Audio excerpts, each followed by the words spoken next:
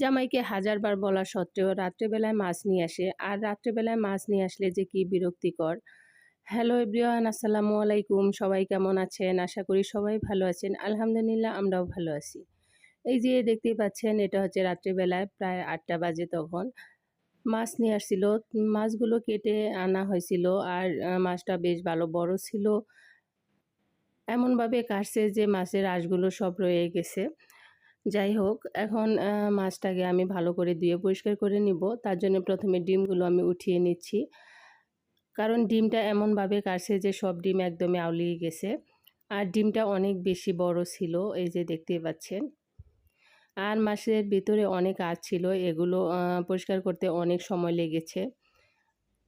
তারপরে মাছগুলো আমি ভালো করে ধুয়ে নিয়েছি, এখন আমি বক্সে করে রেখে দেব। আর এখান থেকে কিছু মাছ নেব রান্না করার জন্য। দেখা যায় রাত্রেবেলা যদি মাছ নিয়ে আসে তাহলে অনেক সমস্যা হয়ে যায়। এগুলো কাটাকাটি করে ধুয়ে পরিষ্কার করা মানে অনেকটাই ঝামেলার মধ্যে পড়ে যায়। তারপরেও মাছগুলো কেটে আনা হয়েছিল, এই কারণে কোনো তেমন একটা পরিশ্রম করা হয়নি। আর মাছের ভিতরে অনেক বেশি আঁশ ছিল, আঁশগুলো একটা একটা করে পরিষ্কার করা হয়েছে। আর এটা ছিল ব্রিগেড মাছ। দেখা যায় ব্রিগেড মাছের ভিতরে আঁশটা একটু বেশি থাকে, আর এটা উঠাইতে গেলে অনেক বেশি কষ্ট হয়ে যায়। মাছগুলো সবগুলো আমি বক্সে করে রেখে দিই। আমি কিছু মাছ নিয়েছি রান্না করার জন্য, যেহেতু টাটকা মাছ কেবলই নিয়ে আসছে, এই কারণে কিছু মাছ নিলাম, রাতেরবেলা রান্না করব। মাছটাকে আমি প্রথমে একটু হলুদ মরিচ দিয়ে ভালো করে ভাজি করে নেব। খুব বেশি কড়া করে ভাজি করব না, যেহেতু আমি রান্না করব। আর আমাদের বাসায় মাছ আনলে সবগুলো মাছই ভাজি করে রান্না করতে হয়। আর এভাবে ভাজি করে মাছটা রান্না করলে বেশ ভালোই লাগে। মাছটাকে আমি ভাজি করে নিয়েছি, এখন আমি মাছটা রান্না করব। তার জন্য প্রথমে তেল আর কাঁচামরিচ পেঁয়াজ দিয়ে একটু ভাজি করে নেব। যেহেতু টাটকা মাছটা খাওয়ার মজাই আলাদা, এই কারণে ভাবলাম কিছু মাছ রাত্রেবেলায় রান্না করে নিই। সবাই সম্পূর্ণ ভিডিওটা দেখার চেষ্টা করবেন, ভালো লাগলে অবশ্যই লাইক কমেন্ট শেয়ার করে দিবেন। আসলে একটা ভিডিও বানাতে অনেক বেশি কষ্ট হয়, যারা বানায় তারাই বুঝে। আপনাদের সাপোর্ট এবং ভালোবাসা পেলে আমাদের অনেক ভালো লাগে।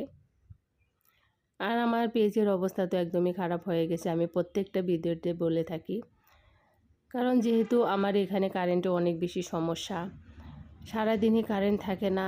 আর কারেন্ট যদি না থাকে তাহলে ওয়াইফাইও থাকে না। এমবি দিয়ে যদি আমি কাজ করতে যাই তাহলে এমবিও চলে না। কি যে একটা অবস্থার মধ্যে আছি, আল্লাহই ভালো জানে। যেহেতু প্রতিদিনই বৃষ্টি হয়, বৃষ্টির কারণে কারেন্ট ঠিকমতো থাকে না। ঠিকমতো আমি কোনো ভিডিও আপলোড করতে পারি না, পেজের অবস্থা একদমই খারাপ হয়ে গেছে। তাই বলছি সবাই একটু সম্পূর্ণ ভিডিওটা দেখার চেষ্টা করবেন। তারপরে মাছগুলো মশলাটা আমি খুব ভালো করে কষান করে নিয়ে যে মাছগুলো আমি দিয়ে দিলাম। এখন মাছটাকেও একটু আমি মশলার সাথে ভালো করে কষিয়ে নেব।